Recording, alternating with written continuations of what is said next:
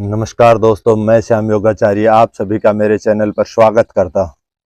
आज का जो अभ्यास है वो अभ्यास है कि हम घुटनों के दर्द में कौन से अभ्यास से शुरुआत करें कि हमारे घुटनों का दर्द ठीक हो जाए, उनमें धीरे धीरे आराम मिलना शुरू हो जाए। तो उस अभ्यास को आज आपको सिखा रहा हूँ।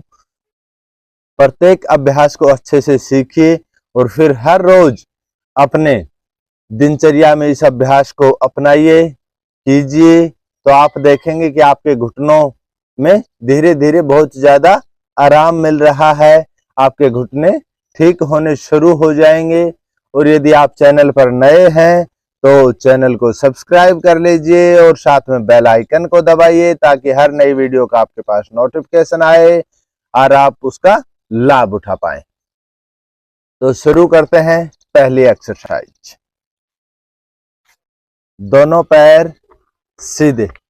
देखिए, जब भी घुटनों में दर्द हमारे होना शुरू हो गया तो हमें इन अभ्यासों से यदि हम शुरुआत करते हैं तो बहुत ही ज्यादा लाभ मिलता है।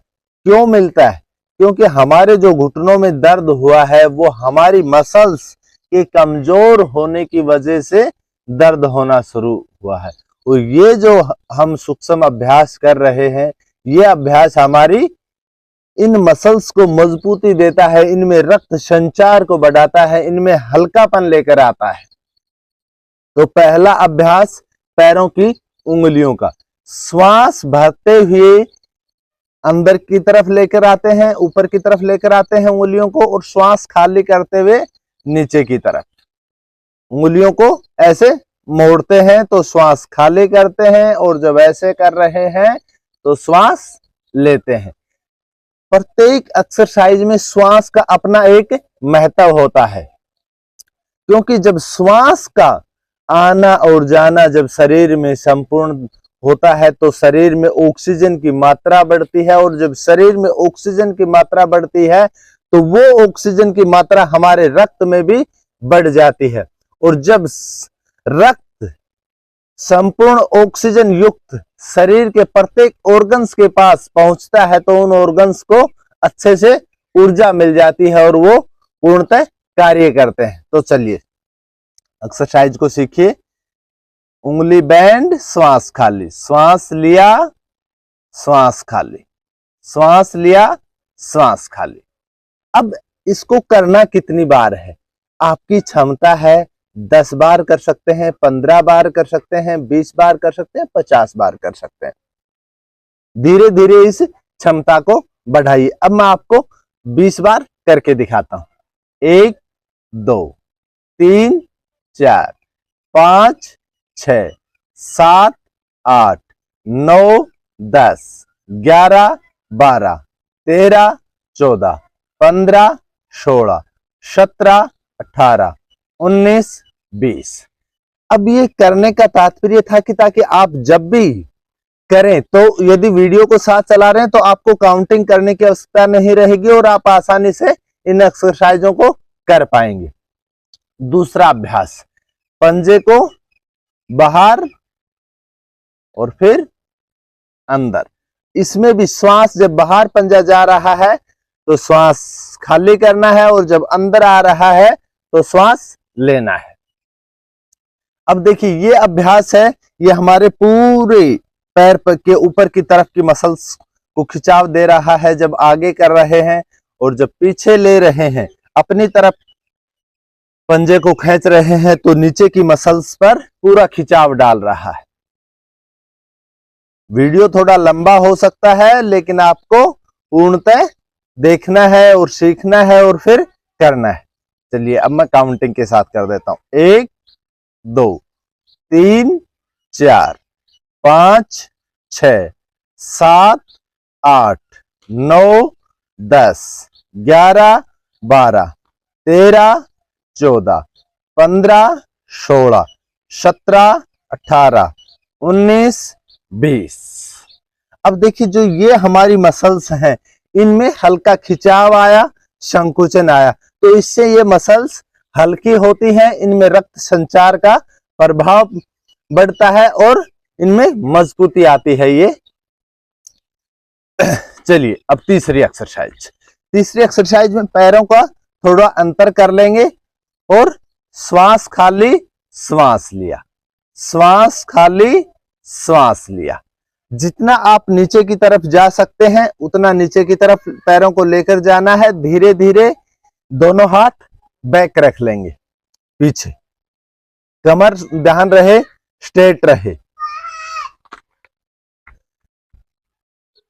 धीरे धीरे 1 2 3 4 5 6 7 8 9 10 11 12 13 14 15 16 17 18 19 20 बार करके दिखा रहा हूं आपको। प्रत्येक एक्सरसाइज श्वास का ध्यान देना है। जब आपने पैरों को इधर दबाया तो आपकी जो ये मसल्स हैं साइड की, इनमें खिंचाव आ रहा था और संकुचन हो रहा था। तो इससे वही बात है कि रक्त का प्रभाव बढ़ जाता है। अगला अभ्यास, चौथी एक्सरसाइज में हमें करना क्या है कि नी संचालन, कि हम हमारे घुटने का संकुचन और लूजनिंग, उसको ढीला कैसे छोड़ें और उसको टाइट कैसे करें। श्वास भरते वक्त घुटने को टाइट, फिर ढीला, फिर टाइट, फिर ढीला। श्वास भरते हुए टाइट करना है और श्वास खाली करते हुए ढीला छोड़ देना है। 1 2 3 4 5 6 7 8 9 10 11 12 13 14 15 16 17 18 19 20। ये अभ्यास हमारी जो घुटने का जो पटेला होता है उसके लिए बहुत ही अच्छा अभ्यास होता है। इसको जो हम बोलते हैं कि प्याली है, उसको पूर्णतः क्रियान्वित कर देता है, अच्छे से कार्य करना शुरू कर देता है। ये बहुत ही अच्छा अभ्यास है घुटने के दर्द के लिए। पांचवी एक्सरसाइज आपको अपने अनुसार धीरे धीरे पंजे पैर को मोड़ना है और फिर सीधा कर देना है।